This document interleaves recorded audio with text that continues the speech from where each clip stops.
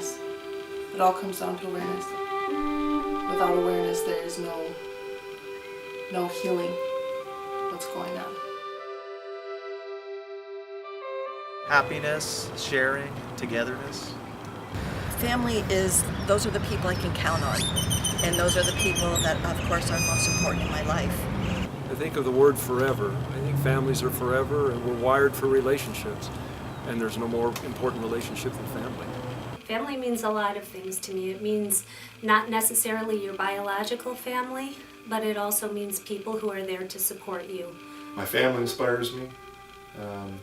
The people I work with inspire me. The work that we do here at the Advocacy Center is very inspiring to me. This is a place where people can speak up and have a safe place to go to start that healing process. This is where we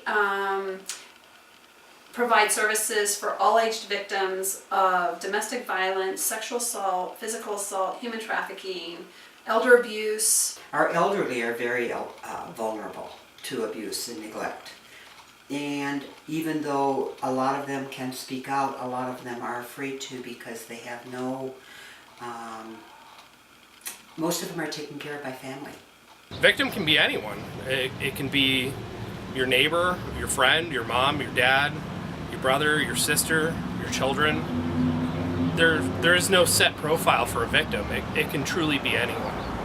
Victims are anybody and everybody. They're across all bounds of life. Everybody and anybody can be a victim of a crime.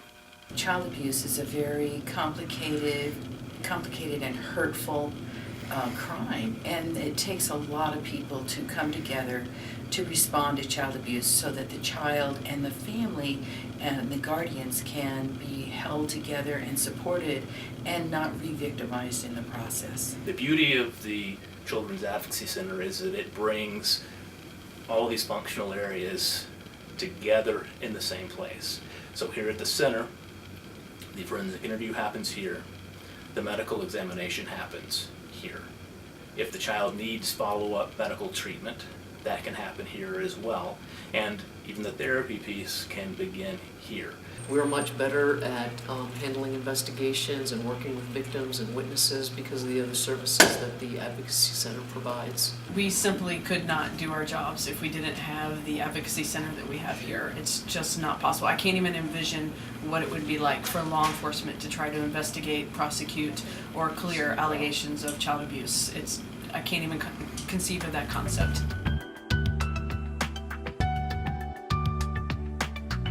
Please speak out. Please speak out. More than ever, now people will listen. The best thing you can do to prevent child abuse is if you suspect potential child abuse is to report it. If you want to be more active, you can volunteer in your community through community partnerships. Community awareness makes a big difference. I've seen that in the communities where we have NACASA and we have domestic violence advocates at North Country. They're impactful, they're resourceful, and they're very aware. Public education, that we are here for the victims, that we're not against victims. We want people to report when they have been a victim of crime. First step is to bring awareness. It's important for us to get out into the community to bring awareness that abuse happens, and the way the statistics are, abuse more than likely can happen in your family and you may not even know it.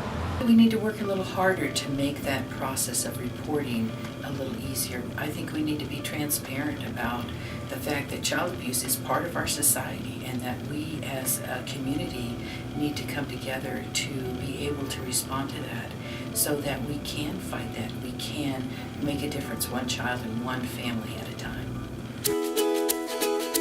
The idea that we can eradicate child abuse, not all at once, but one case at a time, and we can have an impact in a person's life that really lasts generations.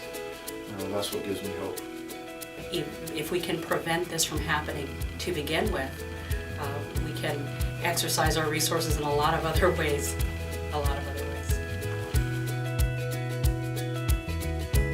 Smile. Smile. engage with the kids. Ask them questions. They have stories to tell, and sometimes all they need is not.